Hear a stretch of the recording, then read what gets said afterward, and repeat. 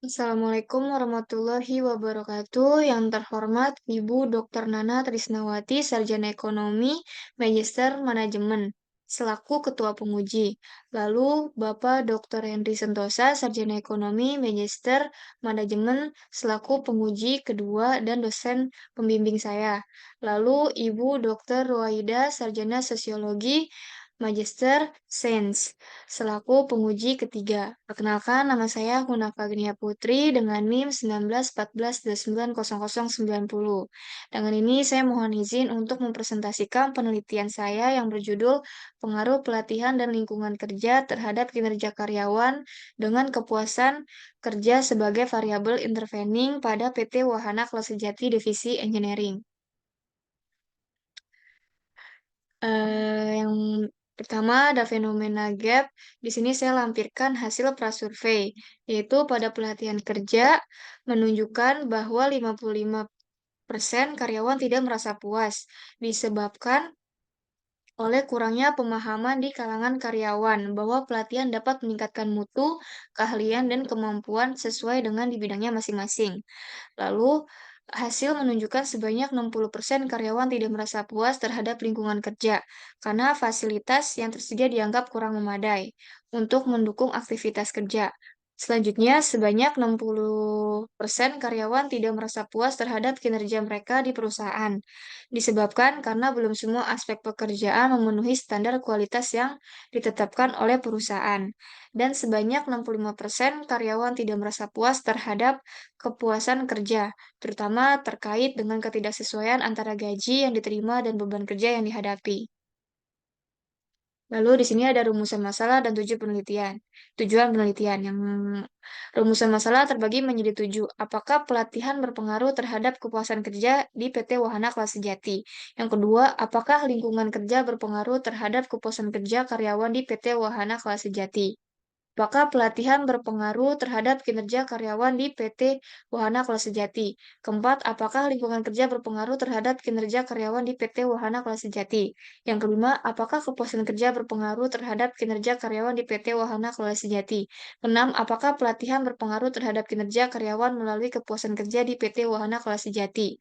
Yang ketujuh, apakah pelatihan berpengaruh terhadap kinerja karyawan melalui kepuasan kerja di PT Wahana Kelas Sejati. Tujuan penelitian terbagi menjadi 7 untuk mengetahui pengaruh pelatihan terhadap kepuasan kerja karyawan di PT Wahana Kelas Sejati. Yang kedua, untuk mengetahui pengaruh lingkungan kerja terhadap kepuasan kerja karyawan di PT Wahana Kelas Sejati.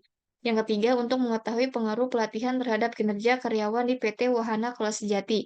Yang keempat, untuk mengetahui pengaruh lingkungan kerja terhadap kinerja karyawan di PT Wahana Kelas Sejati. Yang kelima, untuk mengetahui pengaruh lingkungan kerja terhadap kinerja karyawan di PT Wahana Kelas Sejati.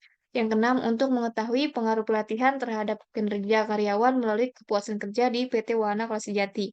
Yang terakhir, untuk mengetahui pengaruh lingkungan kerja terhadap kinerja karyawan melalui kepuasan kerja di PT Wahana Kelas Sejati. Selanjutnya, landasan teori.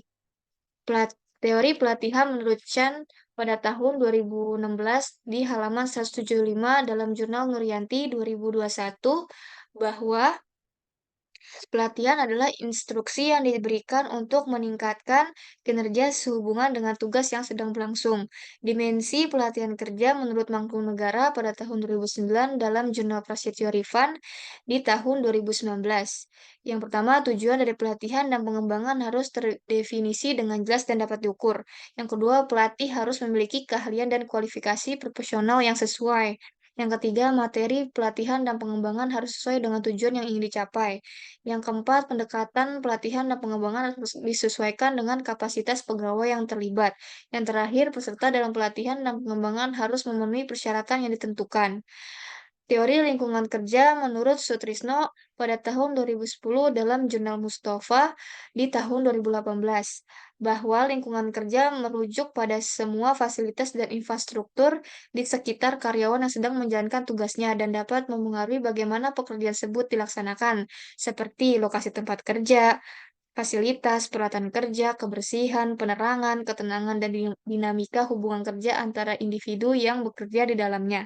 Dimensi lingkungan kerja menurut Sedramayanti di tahun 2009 dalam Jurnal Prasetyo Rifan di tahun 2019, yaitu terbagi menjadi dua, lingkungan kerja fisik dan non-fisik.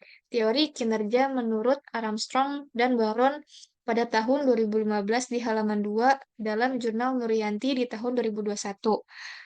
Kinerja merupakan hasil kerja yang sangat terkait dengan tujuan strategis, yang sangat terkait dengan tujuan strategis organisasi, kepuasan pelanggan, dan kontribusi ekonomi. Dimensi kinerja menurut Bernardin dan Russell pada tahun 2001 di halaman 143 dalam Jurnal Prasetyo Rifan di tahun 2019, yaitu ada kualitas, kuantitas, ketepatan waktu, biaya efektif, perlu pengawasan, perlu intervensional.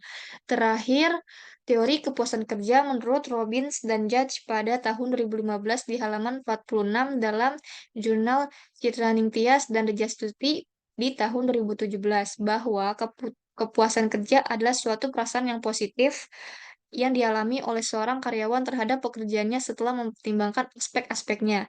Seseorang yang sangat puas dengan pekerjaan akan mempunyai banyak perasaan positif, begitupun sebaliknya. Dimensi kepuasan kerja menurut Luthans pada tahun 2006 di halaman 243 dalam Jurnal Prasetyo Rifan di tahun 2019, yaitu pekerjaan itu sendiri, gaji, kesempatan promosi, pengawasan, dan terakhir rekan kerja. Oke, di sini hipotesis penelitian ada 7, yaitu yang pertama, H1 diduga terdapat pengaruh pelatihan terhadap kepuasan kerja pada pegawai PT Wahana Kelas Sejati. H2 diduga terdapat pengaruh lingkungan kerja terhadap kepuasan kerja pada pegawai PT Wahana Kelas Sejati. H3 diduga terdapat pengaruh pelatihan terhadap kinerja pada pegawai PT Wahana Kelas Sejati. H4 diduga terdapat pengaruh lingkungan kerja terhadap kinerja pada pegawai PT Wahana Kelas Sejati. Diduga terdapat pengaruh kepuasan kerja terhadap kinerja pada pegawai PT Wahana Kelas Sejati. H6 diduga terdapat pengaruh pelatihan terhadap kinerja karyawan melalui kepuasan kerja pada pegawai PT Wahana Kelas Sejati.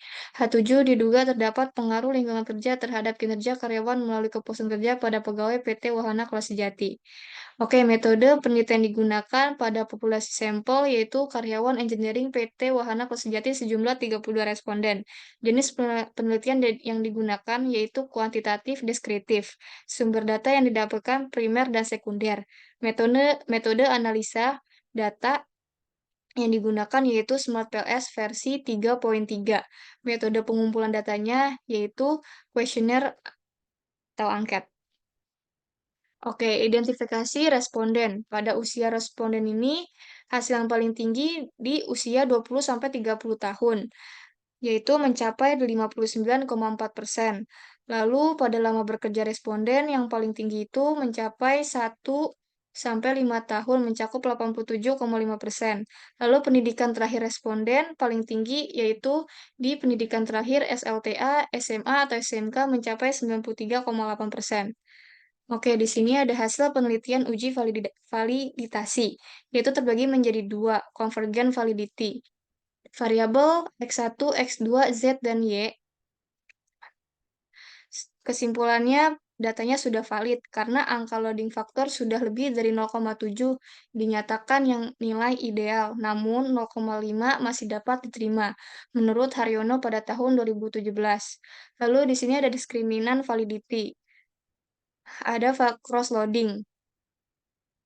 Pada X1, X2, dan Y dan Z sudah sesuai karena nilai crossloading-nya yang diantisipasi seharusnya 0,7. Berarti data tersebut sudah valid menurut Ghazali dan Nathan pada tahun 2015. Lalu ada Fornell, Larkel, Sertio. Di sini hasilnya nilai akar kuadrat AV pada suatu konstruk lebih tinggi daripada korelasi dengan variabel laten dan lainnya. Dan ini sudah sesuai menurut Hensler dan kawan-kawan 2015. Lalu eh, pada diskriminan validity di bagian HTMT, hasil data tersebut sudah kurang dari 90, yaitu yang berarti gagasan tersebut mempunyai validitas diskriminan yang sangat baik, menurut Hensler dan kawan-kawan pada tahun 2009.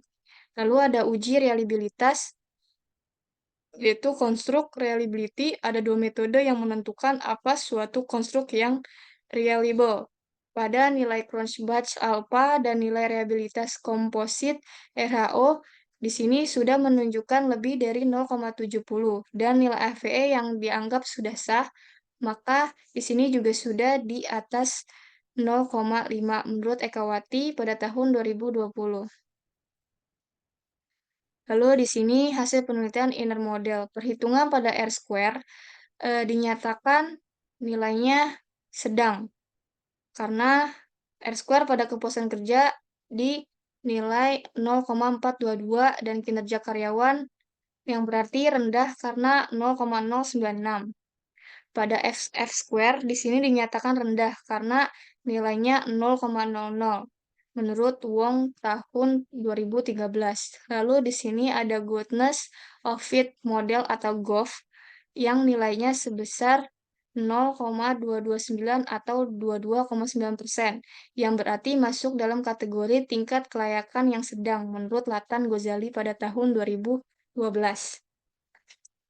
Lalu di sini ada uji hipotesis yang berarti melibatkan penilaian terhadap nilai tes statistik pada tingkat signifikan 95% dan T-table adalah 1,9 yang menjadi batas untuk penolakan atau penerimaan hipotesis yang diajukan menurut Latan dan Gozali pada 2015. Yang berarti pelatihan kerja terhadap kepuasan kerja dinyatakan pelatihan positif dan dapat diabaikan. Lalu pada lingkungan kerja terhadap kepuasan kerja dinyatakan pengaruh positif dan dapat diabaikan. Lalu yang ketiga, pelatihan kerja terhadap kinerja dinyatakan berpengaruh dan negatif dan tidak signifikan. Lalu lingkungan kerja terhadap kinerja menunjukkan pengaruh negatif dan tidak signifikan. Lalu kepuasan kerja terhadap kinerja karyawan menunjukkan pengaruh negatif dan tidak signifikan.